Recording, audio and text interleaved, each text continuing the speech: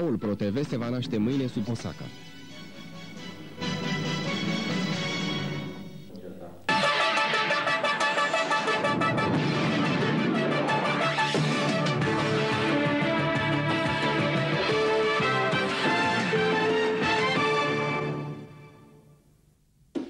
Este Ziua Națională a României, acum 77 de ani, la Alba Iulia, Victor Șuia la Paris.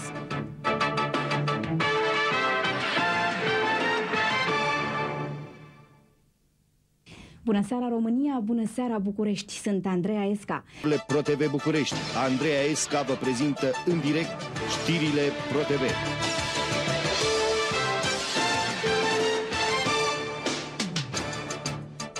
Bună seara București, bună seara România, ProTV.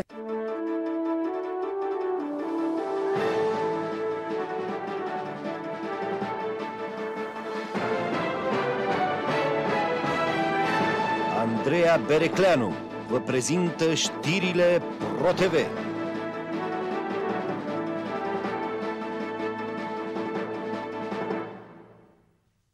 Niciun necaz nu vine singur. În zonele inundate, contaminare.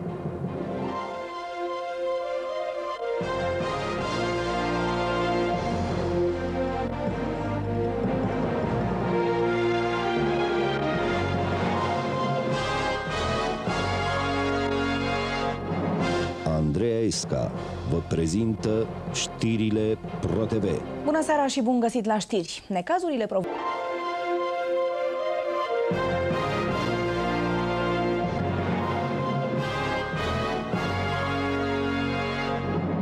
Andreea Esca vă prezintă știrile ProTV. Bună seara și bun găsit la știri. Polițiștii ar putea să aibă în curând un nou statut și o nouă legile aflate în calea potopului.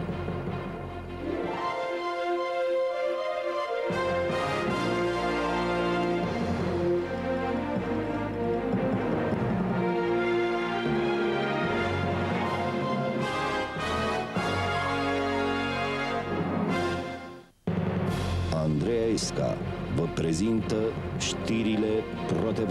Bună seara și bun găsit la știri. După incident...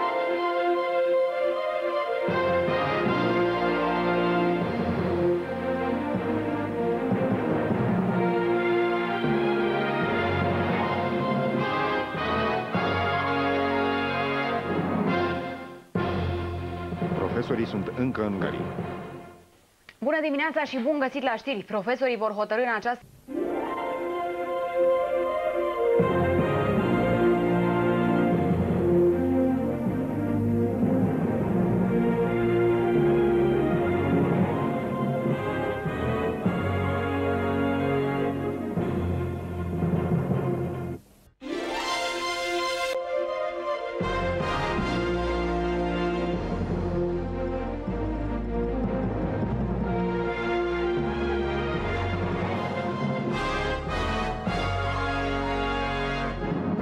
Bună seara România.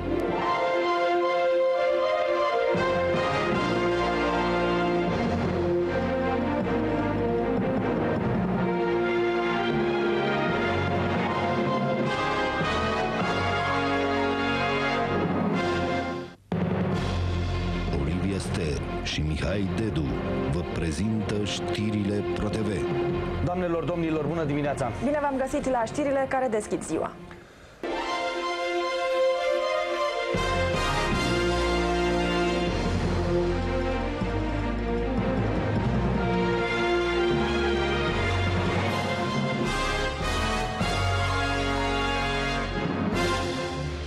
Transportul feroviar din România este pe Mureș.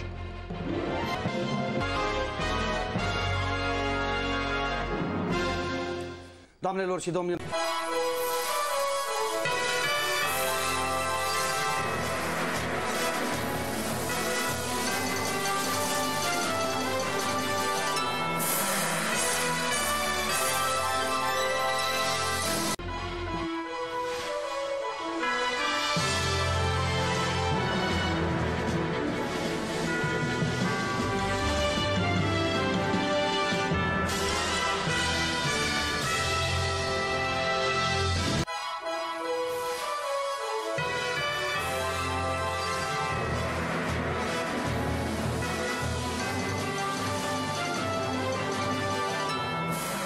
Andreea Esca vă prezintă știrile ProTV.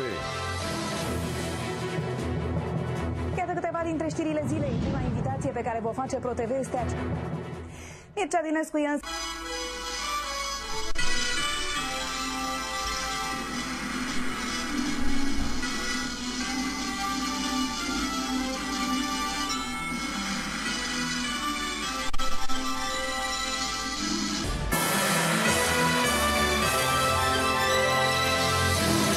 Doamnelor, domnilor, bună seara! Doamnelor și domnilor, bună dimineața și bun găsit la...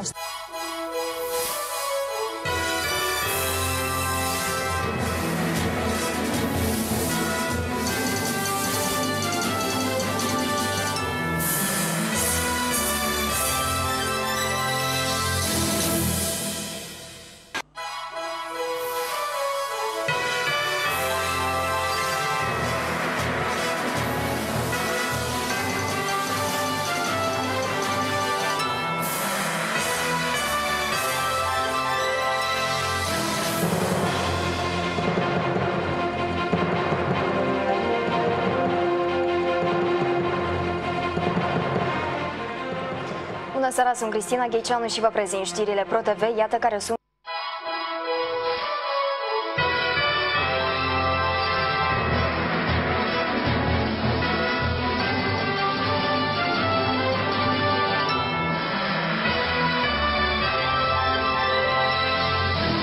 Doamnelor, domnilor, bună dimineața!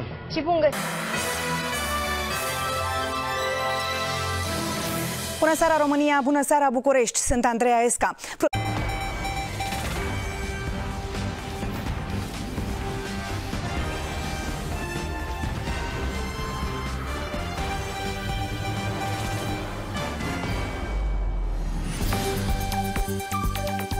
Andreea Esca vă prezintă știrile ProTV.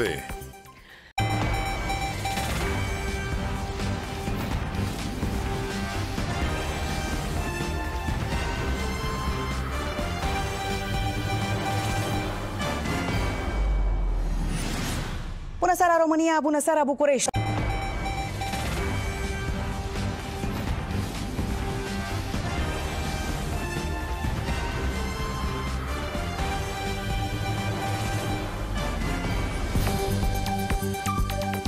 Andreea Esca vă prezintă știrile ProTV. Bună seara și bun găsit la știri, iată care sunt principalele evenimente.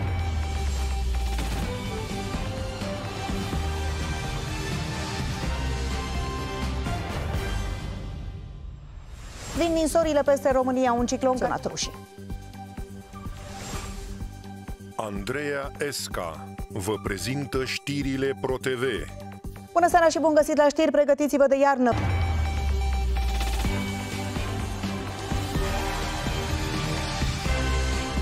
Incendiul izbucnit la Palatul Arhiepiscopiei din